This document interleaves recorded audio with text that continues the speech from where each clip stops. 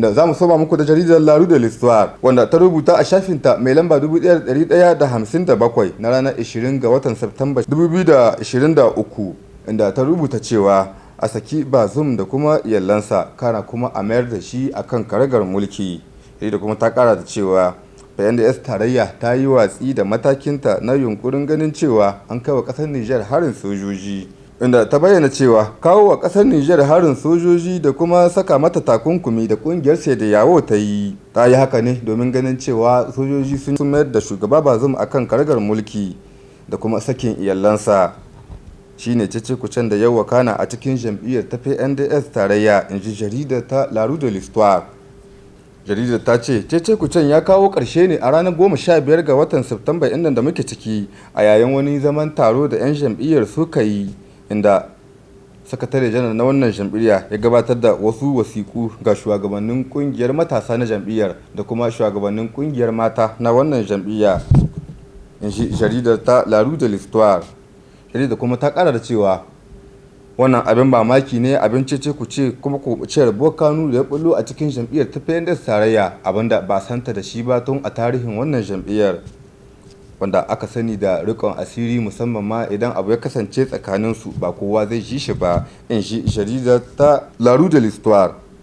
Jaridar kuma ta kara da cewa bayar da goyon baya da kuma kira ga a kawo hari a kasar Nijar abu ne wanda ya iya kawo hatsari musamman ma a cikin kasar ta Nijar, wanda kowa bai san ba inda abin zai ida. Sai kuma a nata bangare jaridar Le Monde d'Aujourd'hui ta rubuta a shafinta mai lamba 552 na ranar 20 ga watan Satumba na shekara 2023 inda ta aza ayar tambaya ko da ma a ce jam'iyyar PNDS tarayya ba ta bisa lahin ci gaban kasa da kuma tare da majalisar ceto ta ƙasa tare da kuma al'umma gaba ɗaya. Jaridar ta ce idan shugabannin jam'iyyar PNDS tarayya sun yi watsi da shugaban jam'iyyar wato Bazoum Mohammed, a iya cewa dai saboda baya da nauyi a cikin tafiyar siyasar jam'iyyar ta PNDS tarayya ne, duk da ya jagoranci wannan jam'iyyar tun daga shekarar 2011 har zuwa shekarar 2022, in ji jaridar ta Le Monde d'Aujourd'hui. Jaridar ta ce an dai gani a wani zaman taron congress kinsu da suka yi a ranar 22 ga watan Satumba shekarar 2022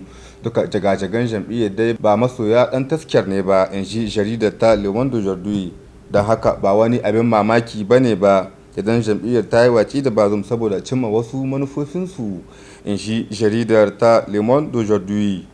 A nata bangare ita kuma jaridar Eclosion ta rubuta ne a shafinta mai lamba 250 na ranar 19 ga watan Satumba shekarar 2023 inda ita ma ta aza ayar tambaya kamar haka, inda ta ce anya kuwa shugaban jam'iyyar Lumana Afirka Hamma Ahmadu ya iya kasance dan takarar shugaban kasa a zaɓuka masu zuwa. Tambayar kenan da jaridar ta aza a shafinta mai lamba 252. Jaridar ta ce in dai har wannan tambayar tana zama wasu kwakwalwa ga magoya bayan dan takarar wato Hamma Ahmadu, to ba wani abu ne ba sai rashin kasancewar shi a takarar zaɓukan da suka gabata, inda dalilin da ya hana shi kasancewa a wannan takara shine dai wannan matsalar ta safara jarirai, in ji jaridar ta Eclosion.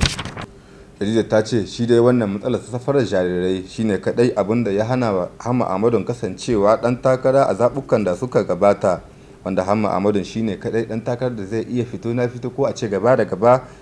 da jam'iyyar PNDS tarayya, in ji jaridar ta Eclosion. Jaridar ta ce ana iya yi wa kundin tsarin ƙasa da na zaɓe garan bawul wanda zai ba shi damar kasancewa ɗan takara a zaɓuka masu zuwa, in shi jaridar ta Eclosion.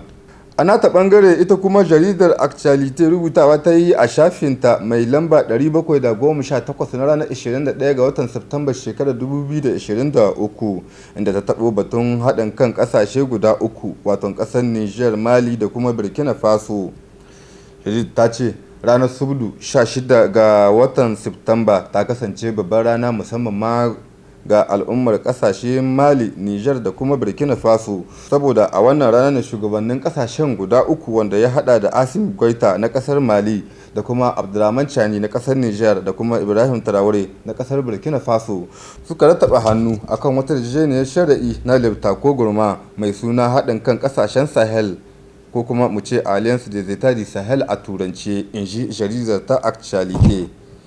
Jaridar kuma ta ƙara cewa ƙungiyar da cibiyarta take a kasar Mali za ta mayar da hankali ne wajen ci gaban kasashen guda uku da kuma tattalin arziki kasashen da tsaro da kuma yaƙi da ta'addanci da kuma safarar miyagun ƙwayoyi a cikin kasashen, inji jaridar ta Actualité. Jaridar kuma ta bayyana cewa ta dalilin wannan shari'in ne birnin Bamako na kasar Mali da kuma birnin Yamai na kasar Nijar da kuma birnin Burkina Faso da kuma birnin Wagadugu na kasar Burkina Faso za su ƙara ƙaimi wajen yaƙi da 'yan ta'adda da safarar miyagun ƙwayoyi a cikin yankin guda uku na kasashen wanda ake ce ma zone de trois frontières a turance, inji jaridar ta Actualité. Daga ƙarshe dai jaridar ta ce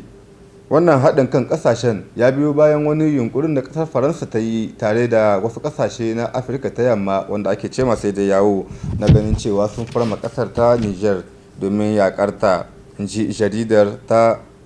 Actualité.